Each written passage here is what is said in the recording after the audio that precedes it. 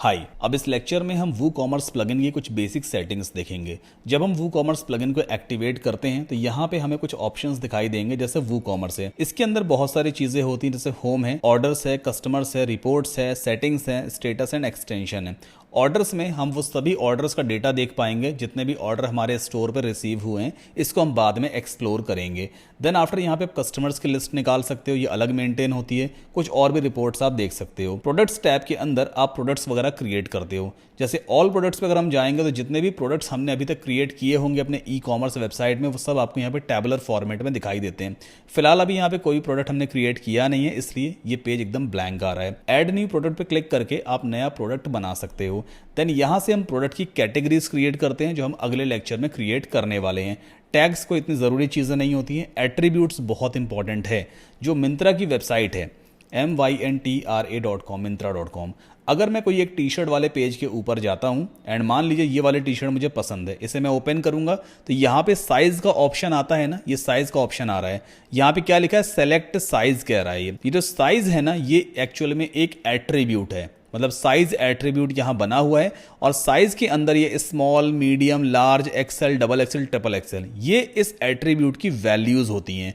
तो ये बेसिकली एक वेरिएबल प्रोडक्ट कहलाता है, जिसमें यूजर साइज सेलेक्ट करता है या अदर ऑप्शंस को सेलेक्ट करता है और ऑप्शंस सेलेक्ट करने के बेसिस पे प्राइस वगैरह चेंज होता है। ठीक है, तो ये साइज एट्रीब्यूट या अदर एट्रीब्यूट्स कैसे क्रिएट करते हैं, वो सब कुछ हम यहाँ एट्रीब्यूट में आगे सीखने वाले हैं। देन पेमेंट्स एक नया फीचर उन्होंने लगा दिया है। I think stripe payment gateway यहाँ पे एक्टिवेट होगा। वू कॉमर्स है ना, वू पेमेंट्स है। फिलहाल इसे हमें यूज करने की जरूरत नहीं है, हम एक सेपरेट पेमेंट गेटवे यूज करेंगे। ये वू कॉमर्स असल में इंडिया के बाहर का प्लगइन है, तो इंग्लिश कंट्रीज में वू पेमेंट्स वगैरह चलता होगा। अपने यहाँ रेजर पे बढ़िया चलता है, पेयू मनी है, पेटीएम पेमेंट गेटवे है। तो कुछ पेमेंट गेटवेज के बारे में आपको आगे बताऊंगा कि हम इंडियन पेमेंट गेटवेज को कैसे इंटीग्रेट करते हैं। या मान लीजिए अगर आप पाकिस्तान से हो, बांग्लादेश से हो, श्रीलंका से हो, किसी भी कंट्री से हो, तो आखिर आपके कंट्री में कौन से पेमेंट गेटवेज हैं, उन्हें कैसे इंटीग्रेट किया जाता है, उसका आपको एटलीस्ट आइडिया तो मिल ही जाएगा। देन एनालिटिक्स में हम अपनी सेल्स की एनालिटिक्स चेक कर सकते हैं। भाई किस प्रोडक्ट की ज्यादा सेल आ रही है, किस ड्यूरेशन में सेल्स ज्यादा निकली है, रिफंड्स वगैरह किसके आ रहे हैं, वो सब कुछ आप यहाँ पे चेक कर सकते हो। और मार्केटिंग में जाके आप कूपन्स वगैरह क्रिएट कर सकते हो, जो डिस्काउंट कूपन कोड्स हम बनाते हैं। ये सारी चीजें हम आगे सीखने वाले हैं। फिलहाल वू कॉमर्स में हमें जाना होगा सेटिंग्स वाले पेज पर और यहाँ पे काफी सारे टैब्स दिए हुए हैं। अभी हम जनरल टैब को एक्सप्लोर करेंगे। सबसे पहली चीज, स्टोर एड्रेस। आपको अपनी इस वेबसाइट को सेटअप करना है, तो आपका जो भी फिजिकल स्टोर है, जहां से भी आप अपने ऑनलाइन स्टोर के बिजनेस को ऑपरेट करने वाले हो, वो एड्रेस आप यहां पे फिलअप कर दो। अगर आप घर से अपना बिजनेस रन कर रहे हो तो अपने घर का एड्रेस भी डाल सकते हो। ये एड्रेस किसी को विजिबल नहीं होता है, बट प्लगइन सेटअप करने के लिए मतलब ये एक एसेंशियल पार्ट है। तो यहां पे मान लो कोई डमी एड्रेस हम पुट कर देते हैं, लेन नंबर 123 लक्ष्मी नगर, ऐसा कुछ मैंने टाइप कर दिया। सिटी नेम हम डाल देते हैं दिल्ली। ठीक है, कंट्री यहाँ पे चूज कर लेते हैं INDIA, इंडिया। इंडिया में जैसे मैं हूँ मध्य प्रदेश से, तो मैं यहाँ पे टाइप करूंगा मध्य प्रदेश। अब मध्य प्रदेश में कोई लक्ष्मी नगर तो नहीं है जहाँ मैं रहता हूँ, है ना। और यहाँ पे अच्छा सिटी भी मुझे ना सतना करना पड़ेगा फिर यहाँ पर, क्योंकि सतना मध्य प्रदेश में है ना। तो यहाँ पे एड्रेस वगैरह भी आ गया। चलो अभी डमी एड्रेस है, पिन कोड यहाँ पे टाइप कर देते हैं 485001। नाउ एक एसेंशियल चीज, यहाँ पे जनरल ऑप्शंस में क्या दिया हुआ है, सेलिंग लोकेशन या लोकेशंस। इसका मतलब क्या है, अभी by default sell to all countries लिखा हुआ है ना। यानी कि आपकी जो वेबसाइट है ना, वो दुनिया के हर एक कंट्री को प्रोडक्ट सेल कर सकती है। मतलब ये है, अगर दूसरे नजरिए से देखा जाए, कि किसी भी कंट्री के लोग हमारी वेबसाइट पे आकर के ऑर्डर प्लेस कर सकते हैं, है ना। यहाँ पे इस ऑप्शन का ये मतलब निकलता है। अगर आप चाहते हो कि सिर्फ इंडियंस ही ऑर्डर प्लेस कर सकें, सिर्फ इंडिया के कस्टमर ही हमारी वेबसाइट पे आएं और प्रोडक्ट को खरीद सकें, तो यहाँ पे हमें चूज करना होगा sell to a specific country. ये सेल टू स्पेसिफिक कंट्रीज मैंने सेलेक्ट किया। देन यहाँ पे एक नया बॉक्स हमें दिखाई देगा, इसके अंदर हम टाइप कर देंगे INDIA, इंडिया।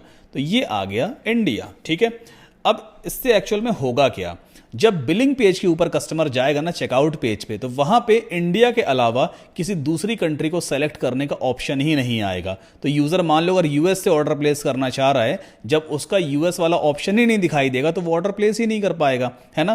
तो ये इंडिया ही सिर्फ दिखाएगा चेकआउट पेज पे। इस तरह से ना आप कंट्रीज की लिमिटेशंस लगा सकते हो। मान लो इंडिया के साथ आपको बांग्लादेश में भी सेल करना है, तो BANGLADE से बांग्लादेश। अब चेकआउट पेज पे इंडिया और बांग्लादेश, बस इन दोनों का ऑप्शन ही आएगा, बाकी अदर कंट्रीज के ऑप्शन ही नहीं आएंगे। फिलहाल अभी इसको एज इट इज छोड़ देते हैं। Then shipping location.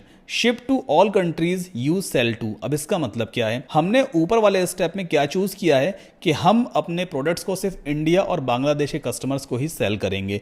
तो शिपिंग कहां करवाएंगे हम, इस ऑप्शन के हिसाब से शिपिंग सिर्फ इंडिया और बांग्लादेश में ही होगी। यहां पे क्या लिखा है, ship to all countries you sell to, मतलब आप उन सभी कंट्रीज की शिपिंग करवा रहे हो जहां पे आप प्रोडक्ट्स को सेल कर रहे हो। आप यहां पे इसे भी चेंज कर सकते हो, शिप टू ऑल कंट्रीज भी कर सकते हो, जिसका खैर कोई लॉजिक ही नहीं बनता। जब हम इंडिया और बांग्लादेश से ऑर्डर ले रहे हैं तो ये वाले ऑप्शन का तुक ही नहीं बनता है। Ship to specific countries only, आप सिर्फ कुछ ही कंट्रीज में शिपिंग प्रोवाइड करवाते हो। तो फिलहाल एक काम करते हैं, इस वाले ऑप्शन को एज इट इज छोड़ेंगे, मतलब इंडिया और बांग्लादेश में हम शिपिंग भी करवाने वाले हैं। देन डिफॉल्ट कस्टमर लोकेशन, इसको आप एज इट इज छोड़ देना। इनेबल टैक्सेस, अभी ये अनचेक है, तो ऊपर देखो यहां पे कहीं टैक्स का ऑप्शन नहीं आ रहा है ना, जहां से हम टैक्स सेटअप कर सकें। अगर मैं इस ऑप्शन को चेक करके और इस पेज को सेव कर दूंगा ना, तो टैक्स वाला ऑप्शन भी इनेबल हो जाता है। जैसे कि कूपन्स वाला सेक्शन है, देखो यहां पे चेक है ना, enable the use of coupon codes, ये चेक है, इसका मतलब कार्ट वाले पेज पे कूपन वाला बॉक्स भी आएगा और यूजर उसमें कूपन कोड पुट कर सकता है। वो कूपन कोड आप बनाओगे, आगे बताऊंगा हम कैसे क्रिएट करते हैं। फिलहाल कूपन वाला बॉक्स यूजर को दिखाई देगा, ये हमने इनेबल कर रखा है। अगली चीज आती है करेंसी। जो प्रोडक्ट्स आप सेल करने वाले हो वो किस करेंसी में सेल करोगे, क्या वो यूएस डॉलर्स में सेल करना है। मैं इंडियन स्टोर बना रहा हूं तो यहां पे मैं चूज करूंगा INDIA, तो ये आ गया इंडियन रुपी INR, ठीक है। अब जितने भी प्रोडक्ट्स में क्रिएट करूंगा सबके आगे करेंसी रुपीज ही लगा रहेगा। इसके बाद सिंपली सेव चेंजेस पे क्लिक कर देते हैं। देखना यहां पे टैक्स भी आ जाएगा अभी ऊपर, ये देखो टैक्स वाला एक नया टैब बन करके आ गया, क्योंकि हमने जनरल टैब में टैक्स वाले ऑप्शन को इनेबल कर दिया था। तो इस तरह से आप जनरल सेटिंग्स को कंप्लीट करते हो और वूकॉमर्स में ये बेहद जरूरी है। अब अगले लेक्चर को थोड़ा और इजी बनाते हैं हम, ठीक है। अभी हमने वूकॉमर्स प्लगइन को इंस्टॉल कर लिया है, हमने कोई जनरल सेटिंग्स कर ली हैं। अब अगले लेक्चर में हम प्रोडक्ट की कैटेगरीज बनाएंगे और कुछ प्रोडक्ट्स को बनाना सीखेंगे। सो मिलते हैं नेक्स्ट लेक्चर में।